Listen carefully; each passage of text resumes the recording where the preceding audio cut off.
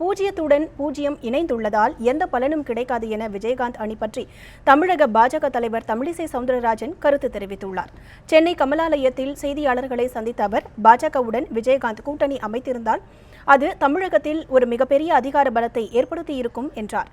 பாஜக தலைமையை ஏற்கும் கட்சிகளுடன் கூட்டணி அமைக்க தயார் என்றும், தேவைப்பட்டால் 234 தொகுதிகளிலும் தனித்து போட்டியிடுவோம் என்றும் அவர் குறிப்பிட்டார். மக்கள் நல கூட்டணியுடன் விஜயகாந்த் ஏற்படுத்தியுள்ள கூட்டணி பூஜ்ஜியத்துடன் பூஜ்ஜியம் இணைந்ததை போன்று ஒரு வெற்றி பெறாத கூட்டணி என்றும் தமிழிசை விமர்சித்தார்.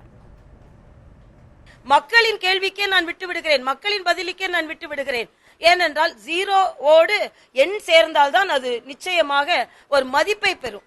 ஜீரோவோடு ஜீரோ சேர்ந்து விட்டால் எத்தனை ஜீரோக்கள் சேர்ந்தாலும் மதிப்பு கிடையாது என்பதை சகோதரர் விஜயகாந்த் அவர்கள் உணர்வார்கள்.